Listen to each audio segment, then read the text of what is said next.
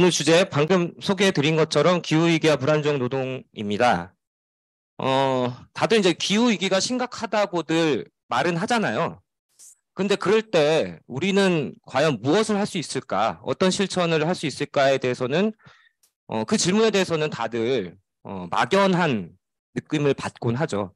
저 역시도 마찬가지였고, 혹시 동지들 최근에 4.14 세종 기후정의 파업 다녀오신 분들이 계실까요? 예, 다녀오신 분이 여기도 몇 분 계시네요. 몇 분이 아니라 뭐 과반 정도는 참여를 하신 것 같습니다.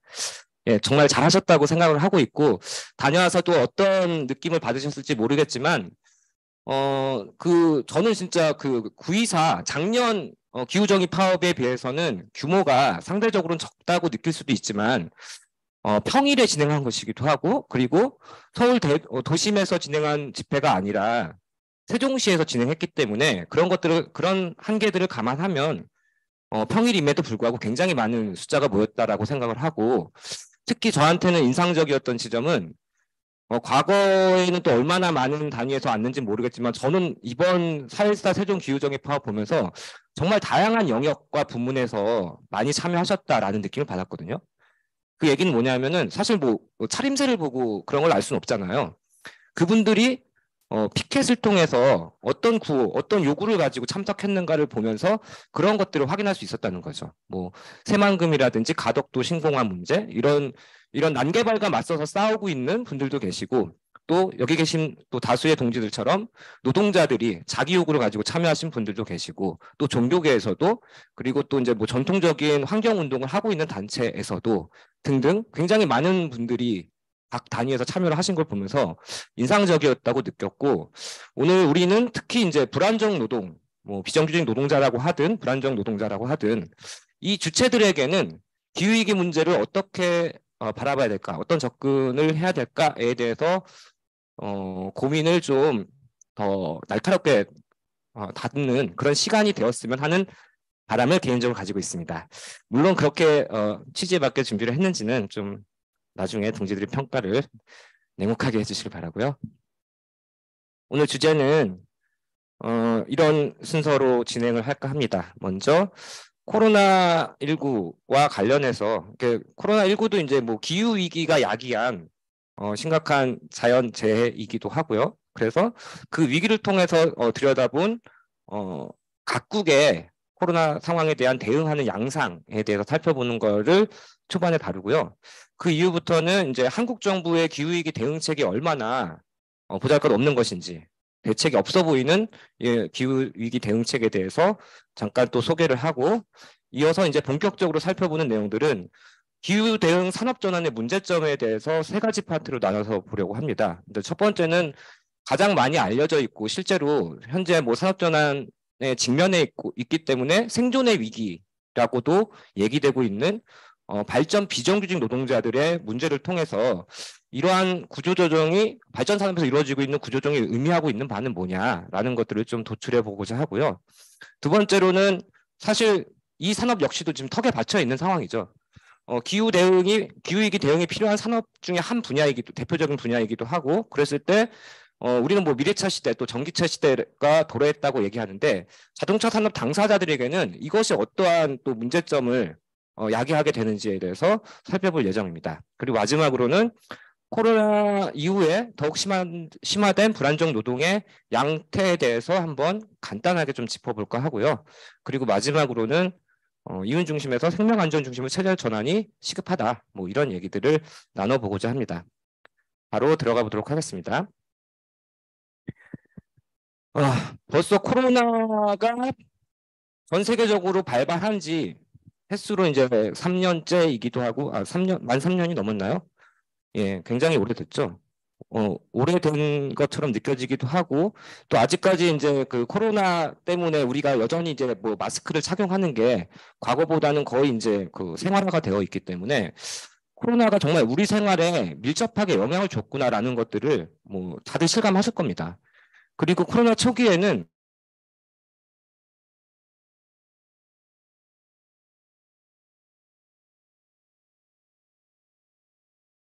이제 공항이 텅텅 비어 있죠. 이게 뭐 우리나라만의 사정이 아니었던 거죠.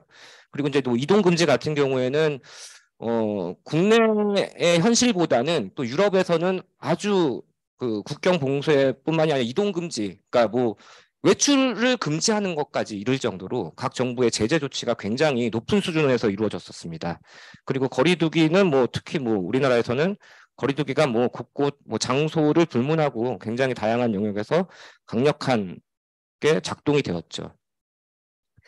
이런 과정들이 있었는데 특히 그 시기에 코로나가 발발했던 초반부에 가장 또 우리 기억에 남아있는 부분들은 뭐냐면은 우리가 생각했을 때 자본주의 시기가 태동한 이래로 시작된 이래로 정부가 그 기업들 자본의 그런 시장이 좀 더 잘 작동하기 위해서 지원하는 것은 많이 보았지만은 그 공동체 안전이라든지 국가 공동체가 어떤 생존의 위기에 직면했다고 해가지고 기업 활동을 전면적으로 제약하거나 또 적극적으로 개입해 들어가는 경우는 사실 뭐 전쟁이 아니고서야 이런 일들이 일어나기가 쉽지 않았던 거였잖아요.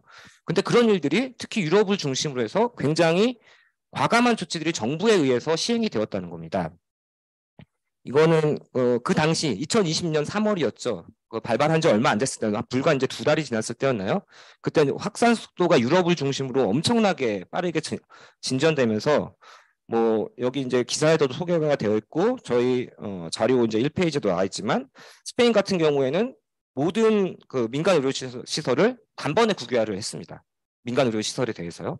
물론 이건 일시적인 조치였기 때문에 그 이후에는 이제 또 다시 민간에 이양이 되는 과정들을 이후에 이제 겪게 되는데 그리고 이제 영국 같은 경우에는 철도 시스템이 이제 그 대처 정부 이후에 민영화돼서 굉장히 많은 부작용을 낳고 있었던 찰나였는데 코로나 시기에 이제 사실은 뭐 그 당시 이제 소개됐을 때에는 영국의 철도가 재공영화되었다라고 소개된 기사들도 있지만 사실은 그렇진 않습니다. 실제로 이제 살펴보면은 정부에서 이제 공적 지원을 했던 긴급 수요 프로그램을 가동했던 것이고 지금 현재 있어서도 영국 철도는 그 재공영화를 둘러싸고 노동계와 정부의 갈등이 지금 극심한 상황에 처해 있고요.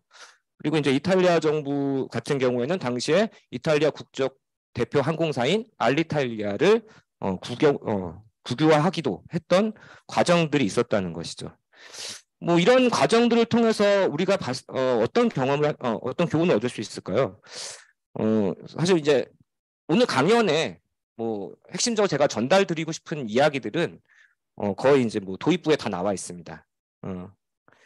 그러니까 국가라든지 혹은 정부라고 하든지 이런 이 주체들이 실제로 과감하고 단호한 조치를 시행했을 때 현재의 기후위기는 해결할 수 있는 그런 가능성들을 거기에서 찾을 수 있다라는 것이죠. 그러니까 뭐 시장의 자율적인 해결 노력을 통해서 가능한 것도 아닐 뿐더러 점진적인 해결 방법 그런 것은 없다라는 것을 말씀드리고 싶은 겁니다. 자, 다음 페이지를 좀 보시겠습니다. 그래서 뭐 지문에서도 나와 있는 것처럼 그동안은 거의 이제 신성 불가침의 영역이나 다름없었던 기업의 사유재성권이 사회적 긴급성 또는 공적 필요에 따라서 언제든지 개입할 수 있는 대상으로 코로나를 겪으면서 그런 것들을 우리는 봐왔다라는 것들을 말씀드리고 싶었습니다. 사실 이게 뭐 저기 유럽 어디 먼 나라만의 문제는 아니었어요. 여러분들도 기억하고 계실지 모르겠지만 한국에서도 이제 코로나 상황이 처음에 발발했을 때 대구 지역에서 특히 이게 감염 속도가 굉장히 빠르게 확산되었던 거 기억하시죠? 예, 벌써 이제 오래돼서 기억이 가물가물하실 텐데 그때 당시에 이제 대구시가 당연히 이제 거기가 이제 보수적인 지역이니까 대구시장도 굉장히 보수적인 사람이었겠죠. 근데 그 대구시장이 그 당시에 어떤 조치를 취했냐면 대구 지역에 있는 모든 그 구급차를 징발을 했습니다. 그리고 이거는 뭐 제가 그렇게 표현을 하는 것이 아니라 실제로 당시에 징발이라고 그게 행정명령을 했다는 거죠. 그리고 이제 뭐 다들 아시는 것처럼 이제 마스크가 처음에 물량이 많지 않았을 때 마스크 오부제라는 것을 했었잖아요. 그러니까 우리나라에서도 우리나라처럼 시장 경제가 굉장히 자유롭게 이루어지고 있는 이 나라에서도 코로나19라고 하는 감염병 사태, 재난이 발발했을 때 공동체의 안전을 지키기 위해서 국가가 혹은 지방정부가 어떤 조치를 했었느냐. 징발을 하고, 구급차를 징발을 하고 마스크를 배급했다는 거예요. 징발과 배급 이런 용어들은 사실 시장 경제하고는 참 친숙한 용어가 아니잖아요. 근데 그런 일들이 이 시기에 일어났다는 겁니다. 거기서 이제 우리가 뭘 볼 것인가? 바로 시민의 안녕을 보장하기 위해서는 그래서 좀 생태 전환을 하기 위해서는 그런 과감한 조치들, 단호한 조치들이 필요하다라는 것들을 이러한 사례를 통해서 엿볼 수 있지 않냐라는 말씀을 드리고 싶은 것입니다. 다음으로 넘어가면요. 5페이지 이제 하단부터는 정부의 기후위기 대응책이 얼마나 부실하고 불확실한 내용으로 점철되어 있는지에 대해서 소개해 드리고 있습니다. 이게 이제 작년 11월 14일 그 국제평가기관인 점원워치라고 하는 곳과 기후연구단체인 뉴클라이밋 연구소가 전 세계 온실가스 배출의 90%를 차지하고 있는 60개국과 EU까지 포함해서 평가를 했습니다. 어떤 평가를 했냐? 기후변화 대응지수라고 해서 언론에서는 이렇게도 표현하고 CCPI라고도 약어로 그렇게 이야기하고 있습니다. 이게 이제 한국의 기후변화 대응지수에 대해서 이제 소개한 건데요. 이 도표를 보시면 잘 보이실지 모르겠지만 우리나라는 아래 밑에 이제 세 개를 깔고 그 위에 있는 것 같아요. 좀 저도 잘 안 보이긴 하는데 이게 이제 뭐 어쨌든 그 평가 점수를 그 막대 그래프로 도표한 건데 이 아래 이제 후반부에 이제 우리나라가 이제 밑에 세 나라 깔고 있고 그 위에 올라가 있는데 이 한 요 정도 되면은 하여튼 점수가 거의 뭐 그 앞에 이제 선두를 차지하고 있는 국가들에 비해서 뭐 절반도 안 되는 그런 낮은 점수를 받은 것을 알 수 있습니다. 그래서 여기 보시는 것처럼 6페이지 셋째 줄에 보시는 것처럼 한국의 기후변화 대응 지수는 총 60개 평가 대상 국가 59개 국가 이제 유럽연합까지 포함해서 61호 2021년도와 같은 수준을 기록했다고 하고 한국보다 나쁜 평가를 받은 나라는 카자흐스탄, 사우디, 그다음에 이란 3개국에 불과하다고 합니다. 좀 이상하지 않나요? 60개국 플러스 유럽연합까지 있는데 그리고 그 밑에 우리나라는 세 나라를 아까 보신 것처럼 이란, 사우디 등등 세 나라를 깔고 있는데 왜 60이죠? 뭐가 이상한 거 같죠? 제가 뭐 잘못 옮긴 걸까요? 그렇지 않고요. 이게 이제 그때 이제 CCPI 이 평가를 냈던 그 독일의 점원워치 등 이 평가 기관들이 워낙에 각국의 기후위기 대응 노력들이 워낙에 부실하니까 전반적으로 매우 부족하다고 봤기 때문에 1위부터 3위까지는 아예 비워두었습니다. 선정을 아예 안 했고요. 4위부터 순위를 매긴 거예요. 그래서 우리가 60위인 것입니다. 별로 중요하지 않은 얘기긴 한데 그만큼 전 세계적으로 기후변화에 대한 대응 노력들이 여전히 부족하다라는 것들을 보여주고 있는 것이죠. 그런 것들을 이제 평가기관에서도 이런 점수와 그다음에 1, 3위를 비워둔 것을 통해서 분명하게 좀 항의하는 의미도 있지 않았겠냐라고 저는 보고 있습니다. 그리고 이제 한국 정부가 왜 이렇게 다른 나라에 비해서 낮은 점수를 받은 거냐라는 것들을 이제 여기서 보면 기후 정책과 관련해서 이 기후변화 대응 지수와 관련해서는 총 4가지 항목에 대해서 이제 점수화를 한 거예요. 온실가스 배출, 그다음에 재생에너지 보급 정도, 에너지 소비 정도, 그다음에 그 정부의 기후 정책 노력, 뭐 이런 것들을 정책적 노력 이런 것들까지 포함해가지고 점수화한 것이고 여기에서 한국이 워낙에 낮은 점수를 받았기 때문에 꼴찌에서 4등을 한 거겠죠. 그런 얘기를 하고 있고 그리고 왜 특히 한국은 이렇게 낮은 점수를 받은 거냐라고 하면은 CCPI 이 보고서를 통해서는 이 온실가스 감축 노력의 핵심 중에 핵심이라고 할 수 있는 재생에너지 보급 목표를 한국 정부가 축소한 것도 있고 이런 과정들을 통해서 전 세계적인 기후 대응 노력들에 역행하고 있다라고 본 것이죠. 그래서 이렇게 좋지 않은 점수를 받은 이유도 그런 연유인 거라는 것을 알 수 있습니다. 그래서 6페이지 내용들, 나머지 내용들 좀 보시면 될 것 같고, 하단에 보시면 이제 다음 페이지로 이어지는 쪽에 보면 이제 탄소 배출권 거래 제도나 탄소 포집 활용 저장 기술 같은 신기루만 쫓으면서 우리 정부를 말하는 겁니다. 탄소 배출권 거래 제도나 탄소 포집 활용 저장 기술 같은 신기루만 쫓으면서 보다 강력하고 직접적인 그런 기후 저감 노력, 탄소 저감 노력들을 하지 않았다라는 것들을 제가 이렇게 서술을 했는데요. 이걸 왜 신기루라고 표현을 했을까요? 그거는 이제 그 뒤에 이제 탄소 포집 활용 저장 기술과 관련돼서 이제 제가 간단하게 말씀을 드릴 거고, 먼저 첫 번째로 살펴볼 것이 이 탄소 배출권 거래 제도입니다. 온실가스 배출권 거래 제도라고도 하죠. 보시는 것처럼 이게 이제 도표가 좀 이해하기 쉽게 나온 것인지 잘 모르겠네요. 제가 어서 환경부에서 가져왔네요. 보면은 이제 예를 들어서 이제 두 개의 기업이 있다고 가정을 해봅시다.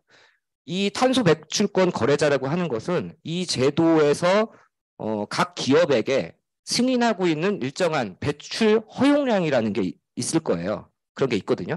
그래서 이제 배출 허용량이 예를 들어서 이 정도라고 하면 B기업도 마찬가지입니다.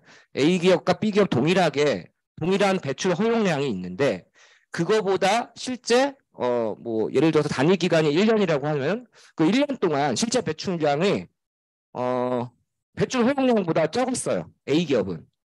그럼 그 위에 지금 연두색으로 표시된 거는 초과 감축량이라고 해서 이거를 저기 돈으로 환산할 수가 있대요. 참 신기하죠? 그리고 B기업 같은 경우에는 배출 허용량보다 1년 단위 기간 동안 실제 탄소 배출을 훨씬 많이 한 거예요. 실제 배출량이 이렇게 돼서 역시 B기업의 경우에는 연두색으로 초과 배출량이 이렇게 표시되어 있죠. 근데 이게 만약에 초과 감축량과 초과 배출량이 동일한 규모라고 한다면은 이 배출권 거래 제도에서 이 운영하는 시장 운영 방식을 적용하고 있기 때문에 이걸 서로 거래할 수가 있다라는 겁니다. 그래서 기준치를 이렇게 초과한 B 기업도 이렇게 자기 돈 주고 사면 A 기업이 남아도는 이 초과 감축량에 대해서 돈 주고 사면 정부에 의해서 어떤 규제를 받지 않는다는 거죠. 이 페널티에서 면제가 된다는 겁니다. 되게 신기하죠. 이런 제도는 이미 지금 운용되고 있었습니다. 운영되고 있고요. 점차 많은 업체, 산업 부문으로 지금 확대 적용하려고 하는 시도들이 이루어지고 있는데, 그 다음에 보실 게 뭐 이제 연결되는 얘기니까요. 이 탄소 포집 활용 저장 기술, 요거는 혹시 뭐 다들 들어보셨는지 모르겠네요. 좀 약간 생소한 개념일 수도 있는데, 이거 보시면 이 그림이 좀 이해가 가십니까? 이게 공장 굴뚝에서 그 검은 연기가 막 올라오고 있죠. 이제 이산화탄소를 엄청나게 배출하고 있는 거예요. 근데 그거를 어떤 흡입 장치를 통해서 그 흡입 장치 안에는 필터가 있습니다. 이 필터를 통해서 CO2만 거르게 되어 있는 거죠. 그래서 이렇게 좀 뒤에 보시면은 그림이 약간 잘 안 나타나는 것 같긴 한데 뒤에는 이제 하얀 연기가 나가고 있습니다. 까만 연기가 이 흡입들을 투과하면서 하얀 연기로 나와요. 그래서 이제 탄소를 잡은 거죠. 이 필터를 통해서 걸러낸 그 탄소를 잡아가지고 아래 보시면 이제 지하에 땅속 깊은 곳에 마치 핵발전에서 그 우라늄을 맞나? 핵폐기물을 땅속 깊이 저장하는 것처럼 탄소를 포집한 탄소를 땅속 깊은 곳에 저장해 둔다는 거예요. 그러니까 이 스토리지가 이제 그런 거잖아요. 저장한다. 네. 이런 기술 혹시 들어보셨습니까? 거의 못 들어보셨을 건데 언론에서는 그리고 정부에서는 이 기술이 마치 이미 상용화되어 아주 널리 활용되고 있는 것처럼 이 기술을 통해서 탄소 저감을 하겠다라는 목표를 대놓고 제시를 하고 있어요. 근데 정말 충격적인 것은 이 기술은 상용화되지 않았습니다. 그렇다고 해가지고 이런 그러니까 기술적으로 이렇게 할 수 있는 방법이 전혀 없느냐? 있긴 있어요. 있긴 있는데 이런 기술을 적용하려면은 이걸 만드는 이 흡입기를 만들고 그 다음에 이렇게 탄소를 포집해서 저장하는 이 과정에서 배출된 탄소를 포집하는 것보다 이걸 저장하고 그 다음에 이렇게 또 이제 뭐 활용하는 이 과정에서 더 많은 탄소가 배출이 되거든요. 그러니까 지금 상용화가 안 되고 있는 거죠. 그리고 또 다른 기술에서는 이런 부작용이 없이 그 탄소를 더 저감시킬 수 있는 그런 기술적인 방법이 있다고 하는데 그 방법을 실현하기 위해서는 굉장히 많은 비용이 들고 뭐 그런 문제가 있다고 합니다. 그렇기 때문에 아직까지 상용화가 되지 않은 것이죠. 그래서 제가 이제 이 부분에 대해서 7페이지 상단에 보시는 것처럼 신규로만 쫓고 있다. 허상이라는 거죠. 그러니까 이게 아직 검증되지 않은, 그리고 널리 상용화되지 않은 기술에 대해서 마치 이것을 통해서 탄소 기후위기 대응을 할 수 있는 것처럼 얘기하는 것은 사실 사기극에 가깝다라는 말씀을 드리고 싶은 거고, 탄소 배출권 거래 제도라든지 탄소 포집 활용 저장 기술이라든지 이런 것들은 뭡니까? 기업에게 어떤 면죄부를 주지 않겠어요? 아, 이런 기술이 있으니까. 그리고 시장을 통해서 배출권 거래 제도를 통해서 너희끼리 주고받게 하게 해줄 테니까 마음껏 기존에 하던 대로 마음껏 배출해. 라는 그런 잘못된 신호를 주지 않겠냐는 거죠. 잘못된 신호라고 얘기했지만 사실은 정부는 의도한 신호를 주고 있는 겁니다. 이렇게 해서 우회해 가자라고 얘기하는 거고, 그러니까 지금 현재 정부가 하고 있는 노력들은 실질적으로 온실가스를 감축하기 위한 노력을 하고 있는 것이 아니라 시장과 기술에 의존해가지고 기업들이 알아서 자발적으로 탄소 저감 노력에 나서도록 이런 장치들을 마련해줬다라는 거죠. 한마디로 팔짱 끼고 있는 거예요. 전혀 그런 위기감도 없고 국가적인 대응 노력들이 굉장히 부족하고 또 불투명하다. 그리고 친기업적이다. 뭐 이런 말씀을 드리고 싶은 겁니다. 그 밑에 보시는 것처럼 화석 연료를 계속 사용하면서 기술적으로 불안정한 포집 노력을 계속하기보다는 근본적인 대책이 뭐겠습니까? 화석 연료 생산과 사용 자체를 제한해야겠죠. 이것이 이제 근본적인 해결책인데 계속 우회하고 기업들 심기 건드리지 않으면서 뭘 하려고 하다 보니 말도 안 되는 정책들을 지금 내놓고 있는 겁니다. 아, 그리고 뭐 이제 사실 뭐 심각한 게 이만저만 뭐 엄청 많아요. 그리고 뭐 예를 들면 이제 뭐 요새 기사에서도 몇 번 소개된 게 있는데 윤석열 정부가 지금 취임한 지 이제 1년 되어 가고 언제 끝나나요? 2023년부터 치면 이 정책이 그 뭐지? 탄소 중립과 관련돼서 이제 정부가 내놓는 이제 정책들을 기본 계획이라는 게 있잖아요. 2027년까지 윤석열 정권의 임기라고 하면은 그 기간 동안 정부가 내놓은 감축량은 퍼센테이지로 하면은 한 25% 감축 목표를 제시했어요. 그리고 이제 자기네가 이제 계획 수립한 저감 목표에 따르면은 임기 끝나고 나서 이제 28년부터 30년까지 해당하는 그 3년 다음 정부에 해당하는 기간 동안 감축 목표는 75%로 돼 있거든요. 그러니까 윤석열 정권 때는 감축 목표가 이렇게 가다가 이제 5년 채우고 나면 갑자기 이렇게 되는 거죠. 쑥 떨어집니다. 그러니까 뒤에 차기 정부의 책임을 떠넘긴 측면도 있고, 이건 다른 말로 하면 뭔가 미래 세대에게 다음 세대에게 이 탄소 저감을 위한 국가적인 노력들을 떠넘긴 거나 마찬가지라는 겁니다. 이런 것 역시도 굉장히 좀 심각하게 바라봐야 될 지점이 아닌가 싶습니다. 이번 계획에 대해서 좀 말씀을 드려보면은 가장 심각한 게 뭐냐면은 그 탄소 중립 녹색 성장 기본 계획에 보면 가장 심각한 문제점은 국가 전체 배출량의 3분의 1가량을 차지하는 산업 부분의 감축 목표를 하향해 준 것입니다. 그리고 이제 두 번째로는 이미 수명이 다 된 핵발전소를 연장 운영하면서 또 재생에너지 보급 목표 역시도 그 비중 자체도 낮추었다는 것이죠. 그래서 거기에 대해서 지금 그 PPT 화면에서 보시는 것처럼 그 기후적인 활동가들이 항의 시위를 하면서 피켓에도 이런 말이 써 있죠. 기본이 안 된 엉망진창 기본 계획 철회하라. 이런 얘기들이 써 있고 에너지 공공성 강화하라. 이런 구호를 외치고 있습니다. 그러면서 이제 기후정의 단체들이 그때 규탄 성명을 내면서 이 빨간 글씨는 그때 나왔던 얘기입니다.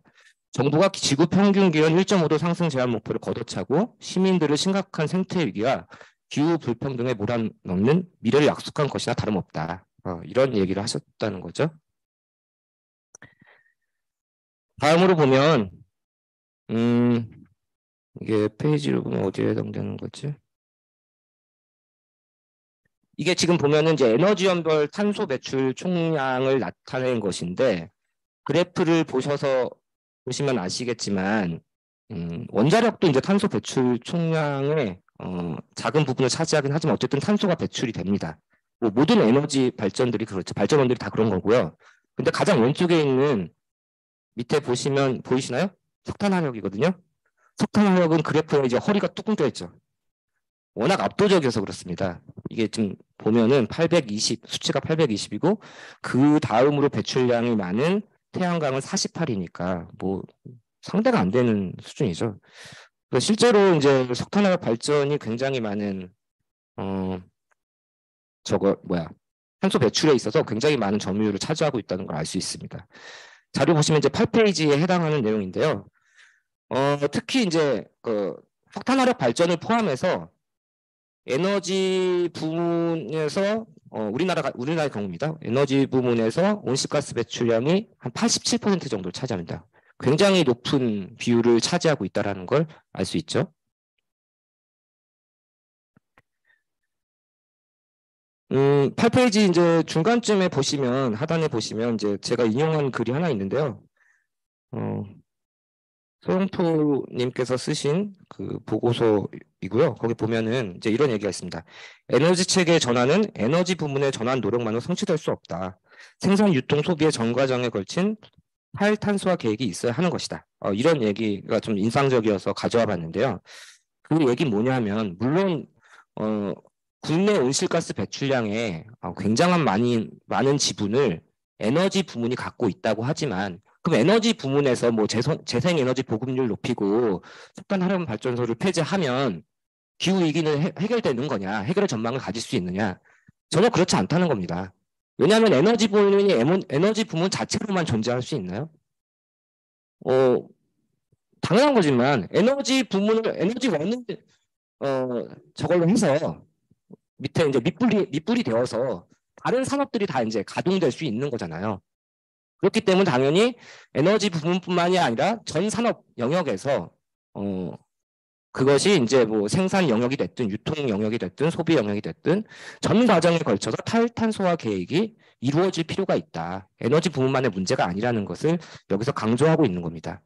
특히 뭐 이제 유통 과정에서 보면은 수송 부문도 그 탄소 배출량이 어마어마하거든요. 뭐 에너지 부문에 비할 바는 아니겠지만 그래서 이런 부분들에 있어서 모든 영역에 그러니까 이 자본주의 시스템이 작동하는 모든 영역에 걸쳐서 탄소 배출이 어마어마하게 이루어지고 있는 것이고 그게 어느 특정 영역만의 문제는 아니라는 것을 알아야 된다고 생각합니다. 유기적으로 연결돼 있는 것이기 때문에요. 이제 그런 점을 말씀드리고 싶었던 거고 그 아래 이제 내용들은 제가 앞서 간단하게 말씀드렸던 것처럼 뭐 신재생 에너지 보급 목표가 우리 한국 정부가 또 하향하기도 했었는데 지금 현재도 굉장히 미미한 수준이거든요. 그 내용들을 그 하단에서 다루고 있고요. 이제 9페이지 넘어가시면 정부가 이제 재생에너지 목표는 기존의 30.2%에서 21.5%로 낮추는 대신 원전 비중은 상대적으로 또 올렸다는 거 제가 아까 말씀을 드렸죠. 그래서 이제 그 산업통상자원부가 이렇게 얘기를 했습니다. 추가적인 석탄화력 폐지는 전력 수급 및 개통 운영의 안정성 그리고 전력 공급의 비용 효율성 등을 감안하여 신중하게 검토되어야 할 사항이다. 그러니까 이전 정부에서 너무 다급하게 결정을 한 거고 우리는 좀 더 신중하게 판단했다. 현재 경제 여건과 전력 개통의 불안정성 등을 감안해서 신중하게 다시 수정해서 계획안을 제출한 것이다라고 아주 뻔뻔하게 이야기를 하고 있는 거죠.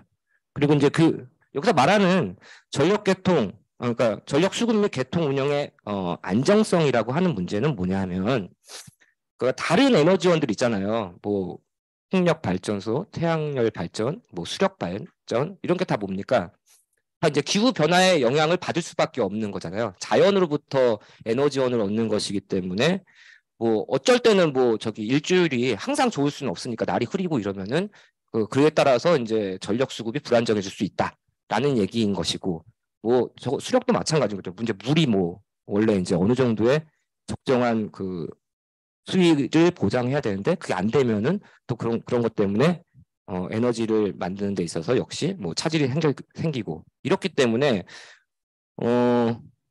오히려 안정성을 가지고 있는 건 뭐 이제 공간만 있다고 하면 공간만 지역 입지만 확보가 된다고 한다면 뭐 석탄으로 이제 해서 하는 게 가장 안정적이다라는 걸 얘기하는 거예요. 그리고 실제로 뭐 석탄이 가장 뭐 값싼 에너지원 중에 하나라고도 하고 뭐 이러니까 경제적인 측면만을 고려하고 있다는 거죠, 지금. 그래서 이제 뭐 정부가 무슨 말로 표현을 하든 간에 가장 지금 이 탈석탄을 계속 지체하고 있는 본질적 이유가 뭐냐라고 했을 때는 돈 문제라는 겁니다.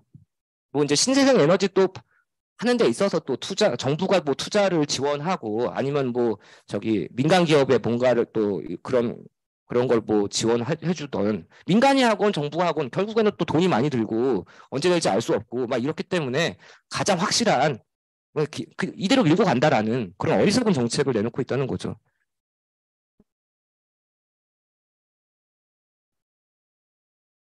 아무튼 이렇게 보면 특히 이제 자본 입장에서 탈석탄 정책은 새로운 산업 진출을 위한 선제적 구조조정의 혹이라고도 얘기할 수 있습니다.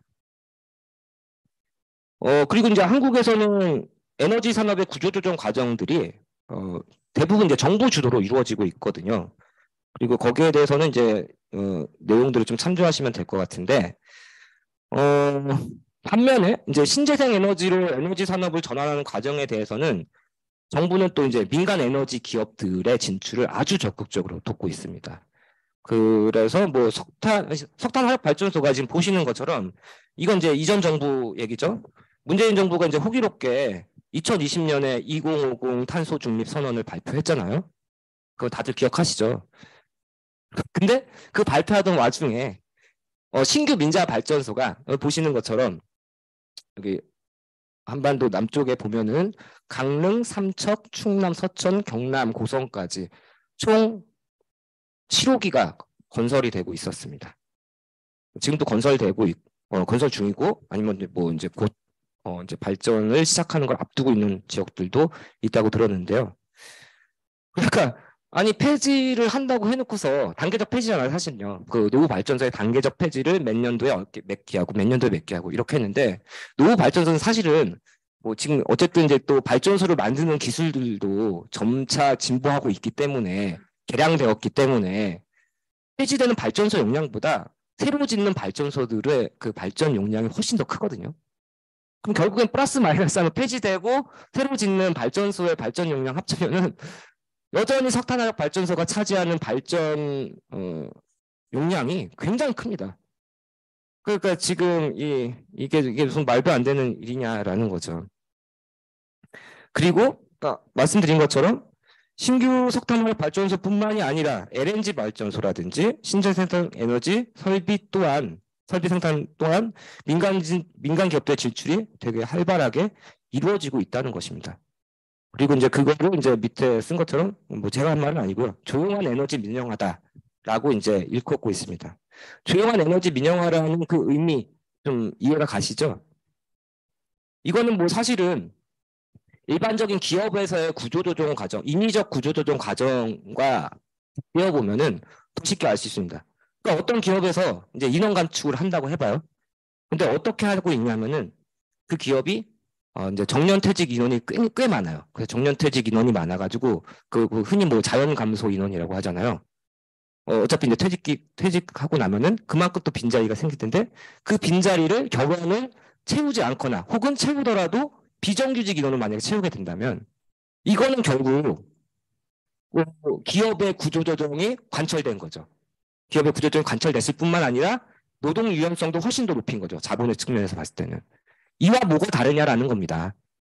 석탄 발전소 폐지한다고 했는데 폐지 쭉쭉 하고 있지만 그리고 그거보다 상대적으로 숫자로 봤을 때는 호기로 봤을 때는 좀 적은 숫자를 신규 발전소 짓고 있는 것처럼 보이긴 하지만 오히려 발전 용량은 더 큰 그런 석탄화력 발전소를 계속 짓고 있고 그리고 신재생 에너지 한다고 하지만 신재생 에너지조차도 뭐 SK, 뭐 포스코 이런 기업들의 새로운 신산업 진출을 위한 그런 활로로서 제공이 되고 있다는 거예요. 이 모든 것들이 다 사실 자본의 논리로 점철돼 있다는 것을 우리는 여기서 확인할 수 있죠.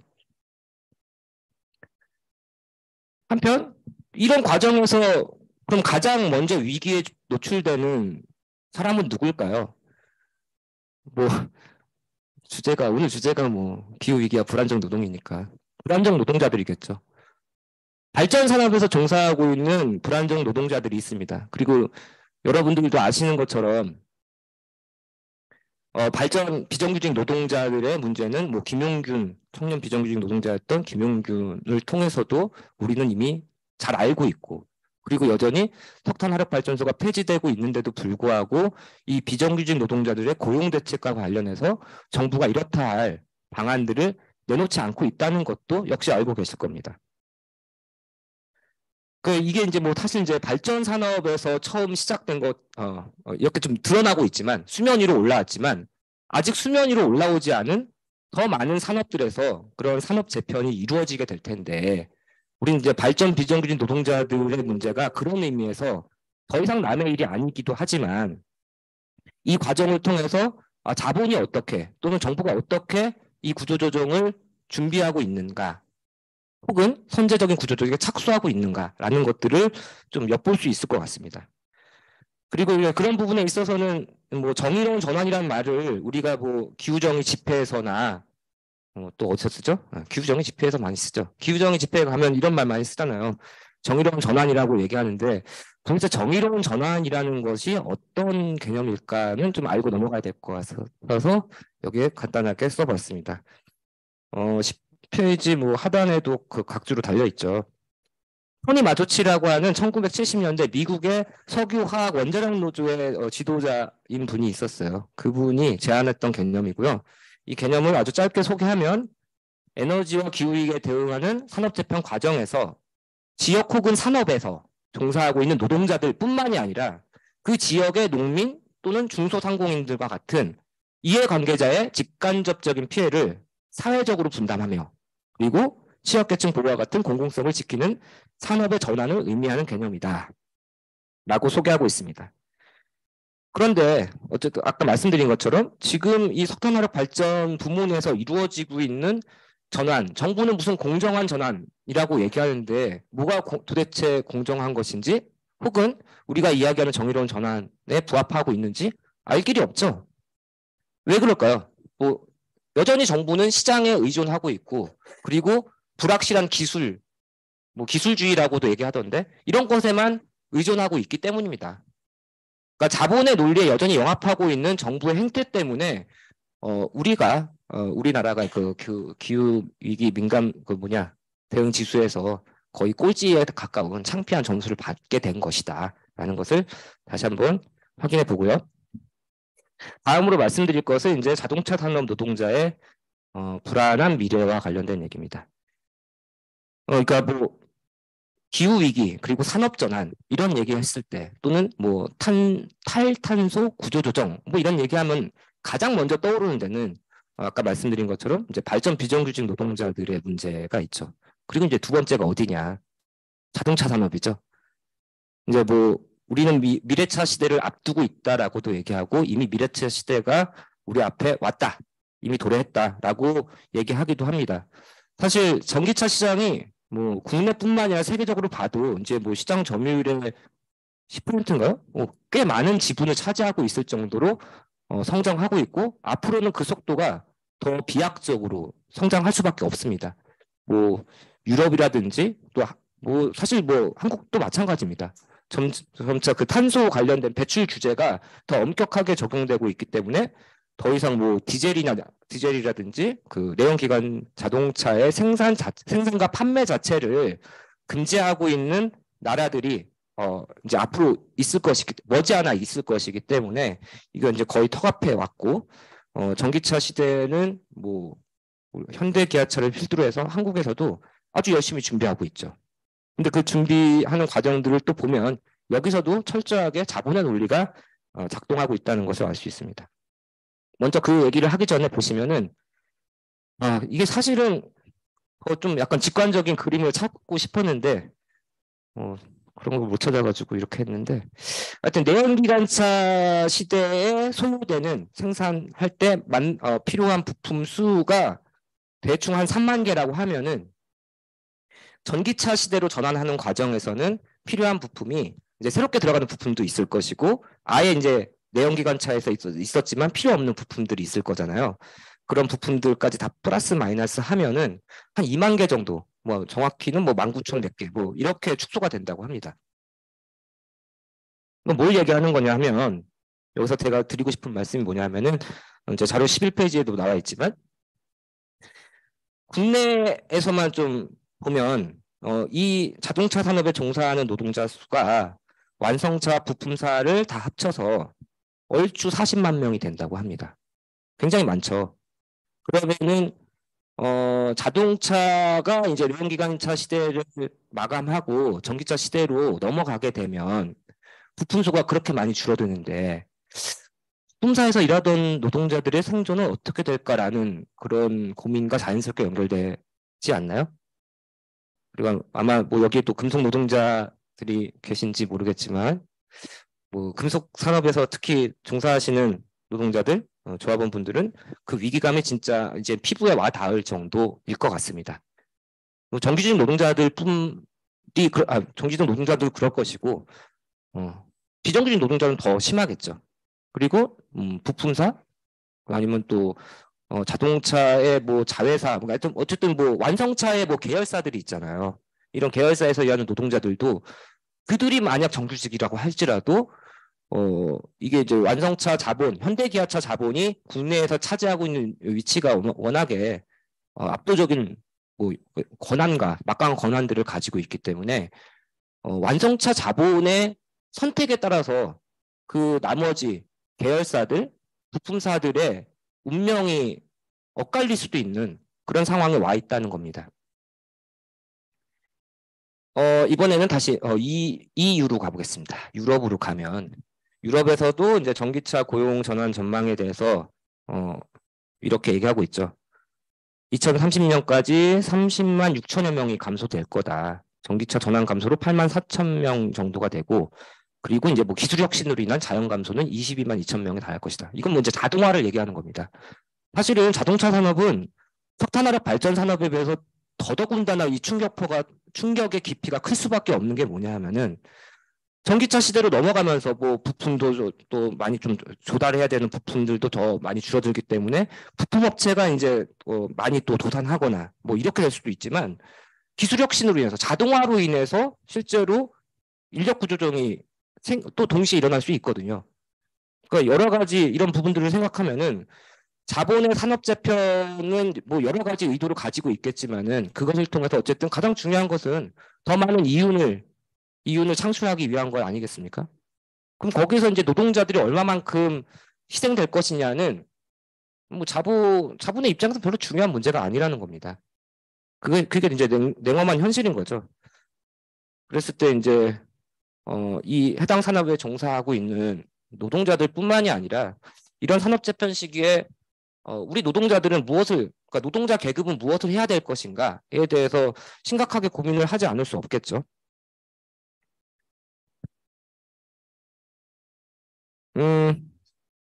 그래서 이제 다음에 말씀드리고 싶은 거는 샘물부터 자동차까지라는 얘기를 타이틀로 잡아봤는데 여기서는 이제 아까 말씀드린 것처럼 현대기아차가 자동차 산업의 재편 과정에서 어떤 위치를 점유하고 있는지에 대해서 말씀드리고 싶은 겁니다.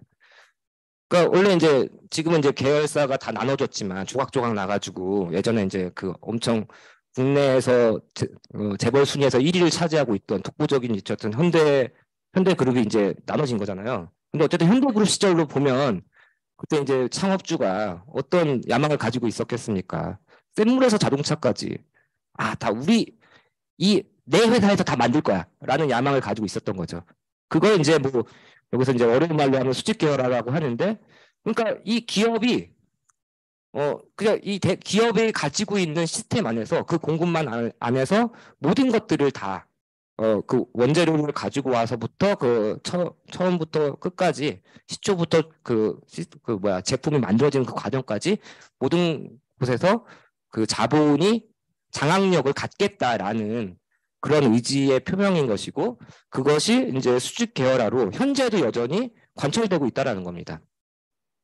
자동차를 만드는 과정에서는 현대제철에서 생물을 가져와서 그리고 자동차를 만들어지는 과정까지 이 현대 현대라고 하는 그 계열사 안에서 이제 모든 것들이 다 이루어지고 있고 그 수직 계열화된 시스템의 가장 맨 하부에는 뭐가 있겠습니까? 이 부품을 조달하는 업체들이 있겠죠. 뭐 부품사들, 뭐 2차 하청사들, 3차 하청사들 그런 업체들이 다 밑에 바닥에 이제 깔려 있다는 겁니다. 그래서 이런 수직 계열화를 만들어 놓은 것에 대해서 혹자는 이제 여기서 말하는 거는 이제 뭐 친기업적인 경제학자라고 얘기했는데 그들은 뭐라고 얘기하냐면은 이런 시스템이 아주 뭔가 경영 위기나 아니면 중대한 결정을 할 때 있어서 일사불란하고 빠른 의사결정하는 데 있어서 매우 효율적인 시스템이다라고 그들은 극찬에 맞지 않습니다. 근데 그거는 이제 자본가들의 얘기인 거고 이런 과정에서 이제 부품사 등에서 일하고 있는 계열화된 그 밑바닥에 있는 노동자들의 입장에서 봤을 때는 어떨까요?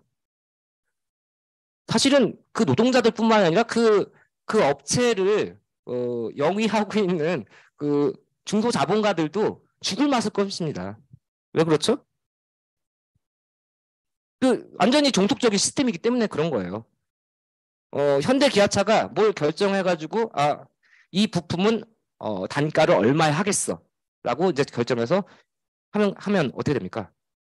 그럼 난 그 가격에 그 부품 조달 못합니다. 납품 못합니다. 하면은 그래? 너 말고 다른 애랑 할게. 빠이빠이. 그러면 그 업체의 생존 자체가 위태로워지는 거죠. 그렇기 때문에 여기서 표현하는 것처럼 단가 후려치기 이게 일어나는 거예요. 불공정 거래, 하도급 거래라고도 얘기하죠. 이런 일들이 비일비재하게 벌어지고 있는 것이죠. 그러다 보니까 이 밑바닥에 있는 부품사들이나 단순 위탁 생산을 하는 그 기업들은 자체 기술력이라는 게 없어요. 스스로 생존을 도모할 수 있는 그런 역량을 갖고 있지 못하고 그러면 전기차 시대가 오면 어떻게 됩니까? 전기차 시대에 맞춰서 우리가 지금까지는 내연기관차에 들어가는 무슨 벨트 같은 걸 만들고 있었다고 쳐요. 그럼 이제 새로운 걸 만들어 볼까? 어차피 이제 엔진 안 들어가니까 엔진 구동품 이런 걸 만들지 말고 구동 장치 같은 거 만들지 말고 전기차에 소요되는 뭐 배터리와 관련된 걸 만들어 볼까? 그 생각하고 투자하면 되는 겁니까? 그런 게 바로바로 이루어질 수 있는 준비가 안 돼 있잖아요. 기술적으로나 아니면 뭐 자본의 그러니까 비용 문제로나 그런 것들을 조달할 수 있는 시스템 자체가 안 갖고 있기 때문에 그 밑에 있는 업체들은 자체 기술력이 거의 없다시피 하다 보니 여기 뭐 어떻게 표현했냐면은 11페이지 하단에 보는 것처럼 이런 회사들은 단순 위탁 생산과 생산 관리 역량만 비대하게 커지는 겁니다. 그러니까 여기서 말하는 생산 관리 역량이 뭐겠어요? 그러니까 원가 절감하라고 자꾸 위에서 계속 압력을 넣으니까 돈 아끼는 것만 거기에만 재능이 발달한다는 거죠. 그럼 어떻게 될까요? 노동자들을 더 쥐어짜겠죠. 적은 수의 노동자를 고용해서 더 많은 노동 시간을 동안 부려먹으면서. 그러니까 이런 회사들이 그 흔히 말하는 노무 통제 기법만 발달하는 회사가 돼버리는 거예요. 이런 회사들이 과연 전기차 시대에 생존할 수 있는 가능성은 자체적으로 도모할 수 있겠느냐? 자체도 못하죠. 현대 기아차가 픽해 주셔야지, 선택해 주셔야지 이들의 미래가 개척이 되는 거고 현대 기아차가 너랑 안 해. 나는 얘랑 앞으로 저기 새로운 미래차 시대를 개척할 파트너로 얘를 때리고 갈 거야라고 하면은 그렇게 배제되는 거예요. 그 과정에는 어떤 합리적인 이유도 없습니다. 그냥 더 현대 기아차의 구미에 맞게 적기에 부품을 조달하고 그리고 더 저렴한 가격에 그 부품을 조달할 수 있는 그런 말 잘 듣고 유순한 업체들을 찾겠죠. 그들을 파트너로 삼겠죠. 이런 게 문제라는 거고 그래서 그 빨간색 글씨로 쓴 것도 그런 얘기입니다. 이거 금속노조의 그 정유림 동지가 하신 말씀인데 인터뷰에서 현대차 기아의 낙점이 없으면 아무리 정부의 지원을 받아 부품을 개발한다고 해도 결국 수요를 찾지 못하는 상황이 발생한다는 겁니다. 기존의 부품사들이 성장하지 못하는 이유로 꼽혔던 수직 계열화 그리고 종속성이 더욱더 강화되는 상황이다. 라는 거를 지금 우려하고 있는 겁니다.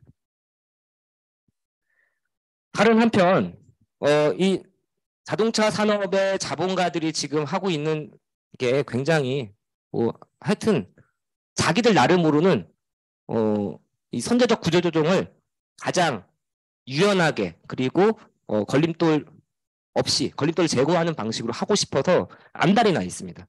그래서 지금 어떻게 하고 있냐. 여기 제목 보시는 것처럼 노동자 죽이는 구조조정 원샷법. 원샷법에 대해서는 얘기를 많이 들어보시지 않았나요? 이 원샷법이 뭐죠? 그러니까 여기 보는 것처럼 기업이 과잉 공급 해소를 위해 경쟁력을 높이고자 사업 재편을 추진할 때 이를 가장 신속하게 진행할 수 있도록 한시적인 특례를 부여하는 법을 이제 원샷법이라고 하는데 정식 명칭은 기업 활력 제고를 위한 특별법이라고 하죠. 요거를 이제 자동차 산업 구조조정 과정에서 이런 특별법을 한시적으로 적용할 수 있게 해달라고 지금 자동차 산업 자본가들은 때로 가서 뭐 달려 들어가서 뭐 이렇게 민원을 넣든 뭐 정부에 압력을 행사하든 이런 것을 하고 있다라는 겁니다. 어떻게든지 뭐 이게 노조와의 합의 없이 그냥 이거는 지금 어쨌든 이 산업에서는 지금 사업 재편이 굉장히 시급하고 국가 경제에도 미치는 영향이 실로 막대하기 때문에 이거 원샷법 적용해야 된다라고 지금 여기저기 얘기하고 다니고 뭐 경제신문이나 이런 데서 보면은 이런 얘기 막 나오잖아요. 이런 일들이 이제 벌어지고 있고 역시 자동차 산업 자본가들도 다른 산업과 다를 바 없이 자기가 이 구조조정을 통해서 최소한의 비용 부담을 최소화하는 방식으로 가고 있는 거죠. 그게 이제 뭐 재정적인 비용 부담만 얘기하는 게 아닌 거죠. 그 실제로 이제 시간상으로도 가장 빠르게 추진하기 위해서 그러니까 노조하고 이제 막 협상하고 이러면은 그것도 시간이 꽤 걸리는 줄다리기 하는 과정에서 시간이 걸리는 일이잖아요. 그래서 이런 과정들 귀찮으니까 다 생략하고 싶은 거죠. 이런 방식으로 구조조정을 관철하고자 하는 그런 의지를 거침없이 지금 드러내고 있는 거죠. 그러니까 발전 산업의 정부가 그렇게 주도력을 주도하고 있는 에너지 산업에서도 비정규직 노동자들의 일자리 문제가 심각한데도 정부가 아무런 관심을 갖고 있지 않는데 사실상 현대기아차가 주도하고 있는 국내 자동차 산업의 산업 재편, 구조 개편과 관련해서 과연 정부가 또는 자본이 걱정을 할까요? 문구만큼도 하지 않는다는 거죠. 하여튼 이런 상황입니다. 그래서 13페이지 보시는 것처럼 노동자들이 이제 이런 기후위기 대응 과정에서 배제되어야 될 이유는 존재하지 않는다. 왜 우리가 배제되어야 하느냐. 불안정 노동자들이 자신 권리를 찾기 위해서 더 목소리를 내야 되고 이 과정에서 그냥 기업의 목소리만 듣는 기업의 민원만 계속 받고 있는 정부 행태에 대해서 항의하고 싸워야 된다는 거죠. 그래서 뭐 예를 들면 이제 이렇게 요구할 수도 있다라는 거죠. 뭐 하나의 일부입니다. 뭐 13페이지 그 5째 주에 보시는 것처럼 자동차 중심의 사적 교통 체계를 대체할 수 있는 공공교통을 대폭 확충하라 라고 요구할 수도 있다는 거죠. 그리고 그에 따른 양질의 일자리를 늘려라. 정부가 그걸 보장하라 라고 얘기할 수 있다는 거예요. 어쨌든 뭐 그 수동 과정에서 교통 과정에서 발생하는 그 탄소 배출이라고 하는 것도 에너지 산업이 물론 워낙에 막대하긴 하지만 여기서도 뭐 사실 엄청나게 많거든요. 그럼 거기에서 발생하는 것들을 감축하기 위한 시도는 어떤 방식으로 될 수 있을까요?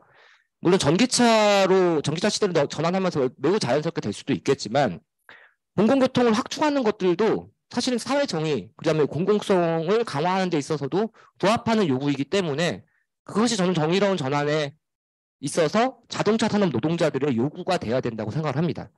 그럼 일각에서는 또 이렇게 얘기할 겁니다. 아니 공공교통이라고 얘기하는 것은 뭐 버스 이런 거 얘기하는 거 아니냐. 그런 거를 아무리 많이 만들다 손 치더라도 그렇게 해가지고 일자리를 도대체 얼마나 늘릴 수 있냐. 이런 얘기가 나올 수도 있다라는 거죠.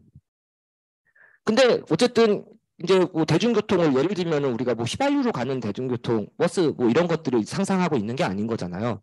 전기차 시대에 걸맞게 뭐 공공교통도 이제 전기차 시대로 당연히 이행하게 될 것이고 그렇게 된다면은 사실은 새로 생겨나는 일자리도 분명히 있을 거란 말이죠. 뭐 충전 설비 자체를 제조하는 것도 있을 수 있고 아니면은 그걸 설치하거나 운영하는 일이 될 수도 있고 또 유지 관리하는 업무도 있고 등등 사실은 우리가 거기까지는 상상을 안 해봐서 그런 것뿐이지 사실 또 신규 일자리들이 늘어날 수 있거든요. 그런 것에 그런 그 공공교통 시스템을 대폭 확충하는 데 있어서 노동자들의 고용을 일자리를 요구할 수 있어야 된다고 저는 생각합니다. 그런 좀 더 지금처럼 자동차 산업 자본가들이 선제적인 구조 조정을 여러모로 다각도로 추진하고 있는 이 마당에 우리 역시 생존을 도모하기 위해 그리고 정의로운 전환으로 나아가기 위해서는 보다 선제적인 요구, 단호한 요구를 과감한 요구를 가지고 싸울 필요가 있다는 걸 말씀드리고 싶습니다. 사실 뭐 자동차의 종류가 우리가 뭐 대중교통만 얘기할 수 있는 게 아니잖아요. 뭐 이제 공공교통을 대폭 확충하라는 것들이 자동차 산업 부문에서 일하고 있는 노동자들 요구로 채택될 수도 있지만 이렇게 실제로 이 사회에 필요한 여러 가지 뭐 중요한 차량들이 있다라는 거죠. 뭐 소방차, 구급차 이런 차들은 누가 만들죠? 현대차? 현대차가 만드는 게 아니고 노동자들이 만드는 겁니다. 그러니까 노동자들이 이런 이 사회에 훨씬 더 유익한 방식으로 산업 구조를 재편하는 데 있어서 자기 요구를 가지고 제기할 수 있어야 된다는 것이고 그랬을 때 더 많은 다른 노동 영역에 있는 노동자들에게도 호응을 이끌어내면서 이게 사회 전체의 삶의 질도 개선하고 공공성도 강화하는 방식으로 가는 것이다라는 것들이 분명하게 전달될 수 있겠죠. 하여튼 뭐 그 말씀을 드리고 싶었던 거고 거기에 대해서 이제 한 가지 또 해외 사례가 이제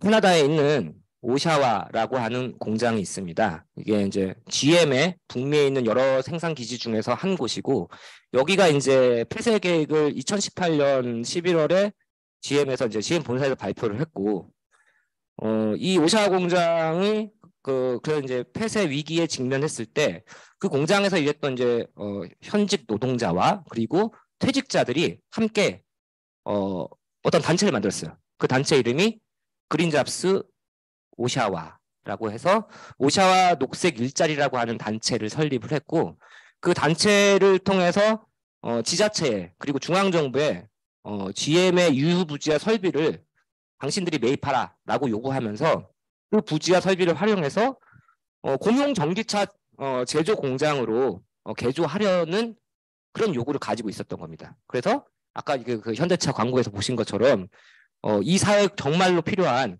우편차, 스쿨버스, 앰뷸런스, 경찰차 이런 것들을 공공 차량을 생산하는 그런 공장으로 개조하려는 시도를 했었고요. 그리고 오샤 녹색 일자리의 4원칙이라고 해서 이런 게 있었대요. GM은 해결자가 아니다. 그러니까 GM 믿을 수 없다. 그리고 다른 공장들과의 경쟁도 해결책이 아니다. 우리는 경쟁을 통해서 생존하고 싶지 않다라는 거죠. 협력과 연대를 통해서 새로운 질서를 재편해 보겠다라는 아주 큰 야망을 가지고 있었던 거예요. 그리고 반드시 사회적 의미가 있는 제품을 생산하는 대안을 찾자. 그리고 네 번째는 캐나다 제조업 역량을 유지하자. 뭐 이게 또 캐나다에도 이제 그런 또 그런 걸 또 나라를 사랑하는 마음이 근심 걱정하는 마음이 있어서 이런 걸 넣는지는 모르겠지만 아무튼 이런 네 가지 원칙이 있었다고 하고요.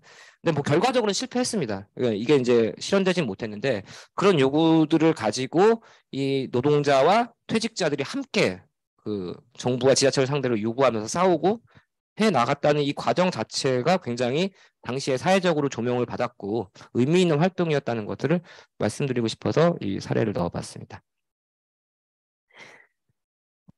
자, 그리고 이제 세 번째가 코로나 시기 더욱 심화된 불안정 노동에 대해서 말씀드리려고 합니다. 이거는 좀 짧게 말씀드리겠습니다. 뭐 시간이 생각보다 많이 가기도 했고, 우리가 이제 코로나 시기에 뭐 가장 많이 이제 정부가 호명했던 게 그런 거 아닙니까? 뭐 필수 노동자라고 하면서 많이 얘기를 했는데 정말 정부가 코로나 시기에 그렇게 헌신했던 그 필수 노동자들의 존재에 대해서 그들의 고귀함을 그리고 그 노동의 소중함을 인정한다면 그 노동자들의 뭐 고용 상태나 처우에 대해서 더 관심을 갖고 뭔가 정책적인 해결 노력들을 해야 되는 거잖아요.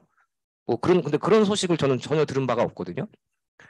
사실 코로나 시기에 우리는 알고 그 노동 여러 영역에서 일하고 있는 노동자들의 존재를 알고 있음에도 그 노동자들이 지금 어떻게 지내고 있는지는 정확히는 또 그 처우에 대해서는 현재 실태에서는 또 모르고 있기도 합니다.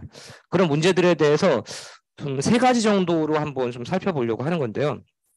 첫 번째가 이제 언택트 산업의 성장이라는 측면에서, 두 번째가 재택근무의 활성화라는 측면에서, 세 번째는 공공 서비스의 의료와 돌봄 서비스의 공백이라는 측면에서 살펴보려고 하는 것이고요.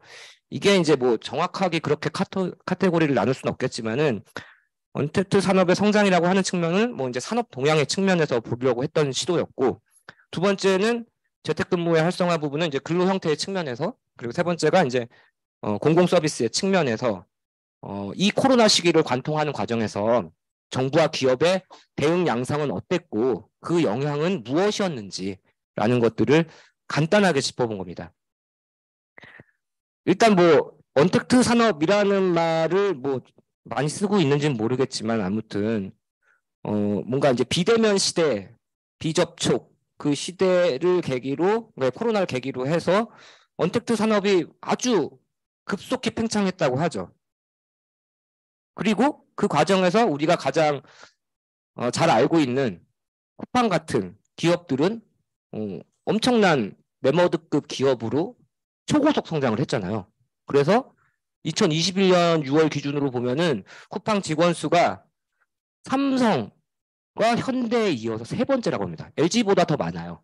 LG가 4위인데 LG보다도 쿠팡이 고용하고 있는 노동자 수가 더 많습니다. 직원 수가 더 많습니다. 그런데 거기에서 일하고 있는 노동자들의 일자리는 과연 어떤가? 다 아시죠? 뭐 이미 많이 아실 겁니다. 뭐 이 쿠팡 뭐 택배 산업이 됐든 그다음에 뭐 물류 산업이 됐든 이런 우리나라에서 가장 초거대 이커머스 기업으로 성장한 쿠팡에서 일하는 노동자들의 대다수는 아주 불안정한 일자리에서 일하고 있다라는 거죠. 이 산업이 뭐 엄청나게 지금도 계속 역대급 매출을 기록하고, 물론 뭐 지금 아직까지는 뭐 이익을 많이 거두고 있지 못하고 하지만 이렇게 해가지고 지분을 계속 차지하다 보면은 사실상 독점적인 위치에 올라서게 될 거고, 그 순간 자기네들 봤을 때는 이제 아주 그냥 행복한 세상 오는 거죠. 자본의 입장에서는. 근데 이 위치까지, 이 독점적인 위치에 지금도 계속 속속 올라가고 있고, 그 과정이 어떻게 만들어진 겁니까? 노동자들을 불안정한 고용을 통해서 쥐어짜기를 하고, 이런 걸 통해서 사실은 그 착취 시스템 속에서 계속 그 위로 올라가고 있었다라는 거죠. 쿠팡에서 일하는 노동자들이 겪고 있는 문제는 그냥 압축적으로 얘기하면 그런 겁니다. 높은 노동 강도, 그리고 뭐 이제 제대로 쉴 공간도 없는, 특히 물류센터 같은 경우가 그렇죠. 휴식권이 박탈돼 있고, 그리고 지나친 통제와 감시, 그리고 이런 것들을 개선하기 위한 노조 활동이 필요한데 노조할 권리 자체를 억압하고 있고 박탈하고 있고, 이런 문제들이 일어나고 있다는 겁니다. 이게 과연 쿠팡만의 문제일까요? 그런 얘기를 해보자는 거죠. 그리고 두 번째는 이제 재택근무의 활성화인데요. 재택근무에 대해서는 일단 뭐 많은 얘기들은 자료로 대체하겠지만, 고용노동부에서는 재택근무제 보통 어떻게 얘기하냐면은 사용자와 근로자가 근로시간과 근로장소 등을 협의해서 선택할 수 있게 하는 것이고, 그로써 뭐 일과 생활의 균형을 보장한다. 이것이 바로 이제 재택근무의 장점이라고. 재택근무의 장점이라고 소개한 게 아니고 재택근무는 원래 이런 것입니다 라고 소개를 해요. 그 무슨 매뉴얼에 보면은. 동의하십니까? 재택근무가 사실 코로나를 계기로 활성화되었고, 그 이후에도 보면 코로나 이후에도 재택근무자를 남길 거냐고 그 기업 경영인들한테 이제 설문조사를 한 게 있어요. 이게 보시는 거고, 보시는 것처럼 그 몇 명이 됐든 퍼센테이지는 좀 다르긴 하지만 남기겠다고 얘기하는 비율이 74%에 달한다고 합니다. 그 이유가 뭘까요? 자본이 그냥 뭐 괜히 그러겠어요?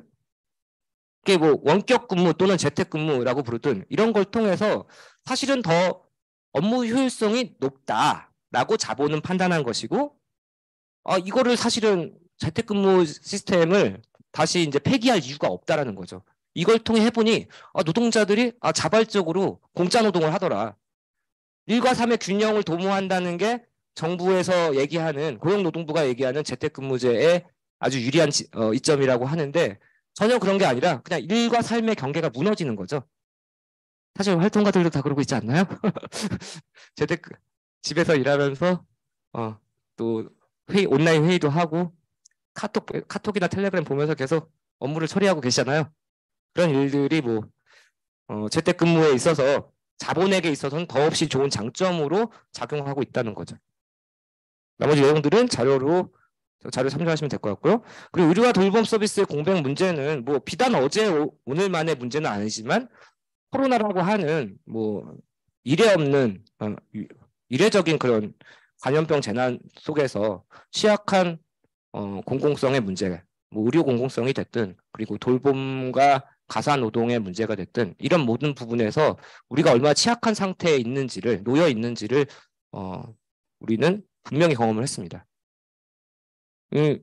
덕분에 챌린지 이거 보면서 참 다들 많이 좀 기가 막히다고 생각하셨을 거잖아요. 아니 뭐 계속 그래 너 고생이 많아 노고를 칭찬해 이런다고 해서 될 일입니까? 가장 중요한 것은 뭐 부족한 병상수와 의료 인력을 확충하는 것이 정말 중요한 건데 그런 것에 대한 대책 제대로 된 거 내놓지도 않고 이런 챌린지를 정부가 대통령이 앞장서서 하는 게 그게 국가가 해야 될 일인가요? 앞서 제가 이제 다시 처음으로 돌아가면 뭐 유럽 각국에서 스페인, 영국, 이런 이탈리아 이런 나라들에서 각국 정부가 했던 이 코로나 시기에 했던 긴급하고 단호한 조치들이 있었습니다. 근데 사실 그 시기를 우리가 대한민국의 정부는 그런 것들을 생각해 보면은 그럴 정도로 긴급하고 단호한 조치를 시장에 개입하는 조치를 한 게 있었나? 저는 잘 생각이 안 나거든요. 근데 국민들은 잘 또 통제는 가장 잘했죠. 거리두기부터 시작해서 많은 그러니까 약간 그러니까 공공 장소에 뭐 출입을 뭐 폐쇄한다던가 이런 것들은 굉장히 빠르게 했지만 민간 기업들에 대한 제재 이런 것도 거의 별로 없었고 다른 나라에서는 이제 뭐 생산 공장 또는 회사 이런 거를 출근하는 것도 이제 아예 감염병 확산될 수 있다고 해서 일시적으로 차단하고 공장을 폐쇄하는 조치들이 있었지만 사실 또 우리나라는 그런 조치들도 제가 듣기로는 그렇게 많지도 않았던 것 같아요. 이런 측면에서 보면은 좀 뭔가 다르긴 달랐던 것 같다. 그리고 이제 제가 자꾸 이제 해외 사례를 많이 시켜드는데 그런 걸 보면 사실 이제 국내 사례가 별로 이제 그런 지점에서 우리가 어떤 영감과 자극을 얻을 수 있는 그런 구체적인 교훈들이 많지 않은 것도 사실입니다. 어쨌든 이런 열악한 실태들을 우리는 코로나 시기를 경유하면서 불안정 노동자들이 여러 영역에서 확산하고 있고 공공성은 더 취약해지고 있는 상황들을 보았습니다. 마지막 얘기를 드리겠습니다. 그래서 뭐 앞서 얘기했던 것들과 전혀 다르지 않은 얘기입니다. 그래서 이제 자본의 이윤을 보장하는 방식으로 산업 재편이 이루어졌을 때 거기에서 가장 사각지대에 놓여 있고 취약한 처지에 놓여 있는 불안정 노동자들의 생존을 담보할 수 있는 방법은 없습니다. 즉 자본에 의한 기업 이윤을 중심으로 하는 구조조정을 철회시키는 것이 굉장히 중요한 것이고 철회시키기 위해서는 그것을 넘어서기 위해서는 좀 더 사회의 공공성을 확장하는 방식으로 강화하는 방식으로 우리 노동자들의 요구가 만들어지고 아래로부터 올라와야 된다. 제기돼야 된다라는 것을 얘기 드리고자 한 것입니다. 여기서는 뭐 민주적 계획경제, 공공에 의한 통제, 뭐 어떤 표현이든 관계가 없겠지만요. 이런 방식을 통해서 기후정에 역행하는 그 탄소 자본에 맞서는 투쟁들을 우리가 이제 시작해야 된다. 이제 불안정 노동자들에게 있어서는 불안정 노동자들의 권리를 보장하는 투쟁이 사실은 기후정에 역행하는 탄소 자본에 맞서는 과정이기도 하다고 저는 그렇게 말씀드리고자 한 겁니다. 예를 들어 현장에서 제대로 된 안전대책 마련을 요구하는 것, 그리고 이제 아까 쿠팡 이런 데서 본 것처럼 과도한 노동 시간에 대해서 단축을 요구하는 것, 그리고 이제 보건의료 노동자들의 사례에서 본 것처럼 부족한 이 노동자들에 대해서 충원을 요구하는 거, 적정 인력 충원을 요구하는 거. 이런 과정들이 왜 어떻게 탄소 자본에 맞서는 것과 연결되느냐. 즉 노동자들의 권리 보장 요구 그리고 사회 공공성을 강화하는 이런 요구들을 통해서 자본이 계속 이윤을 확대하고 축적하고자 하는 그런 욕구를 우리는 실질적으로 제어할 수 있기 때문입니다. 그러니까 기후위기 시대에 여전히 자본의 이윤을 어떻게 보장할 것인가, 보호할 것인가만 골몰하고 있는 정부 정책을 우리가 실질적으로 폐기시켜내기 위해서는 이 스탈 구조에 맞서는 체제에 맞서는 싸움들을 해야 되는 것이고, 그것은 현장에서부터 자본의 이윤 시스템에 대해서, 이윤 중심 시스템에 대해서 도전하는 행위들로부터 가능할 것이다라는 것을 말씀드리고 싶은 것입니다. 즉 노동자의 안전과 생명, 노동자의 권리 중심으로 이렇게 우리 투쟁들이 만들어지는 것이 지금부터 해야 되는 일이고, 사실 그런 투쟁들을 우리는 게을리하지 않았다고 생각합니다. 다만 그것이 어떻게 기후 위기에 맞서는 노동자들의 투쟁과 연결되는지에 대해서 의식하지 못했을 뿐인 거죠. 우리는 이제 그런 약간 좀 더 중장기적인 관점 또는 기후정의 체제 전환을 위한 투쟁의 그 로드맵을 가지고 이런 요구들을 정식화할 필요가 있다. 이런 얘기를 말씀드리고 싶었던 것입니다. 그래서 이것이 생명을 위한 싸움이고 이 시대 계급투쟁이다라는 이야기로 마무리를 한 것이고요. 마지막에 요거는 저희가 4.14 기후정의 파업 때 협회연대가 참가선언문을 발표했는데 뭐 그 얘기도 한번 읽어보시면 좋을 것 같습니다. 제가 너무 시간을 많이 쓴 것 같네요. 그럼 이상으로 일단 제 발표는 여기서 마치도록 하겠습니다.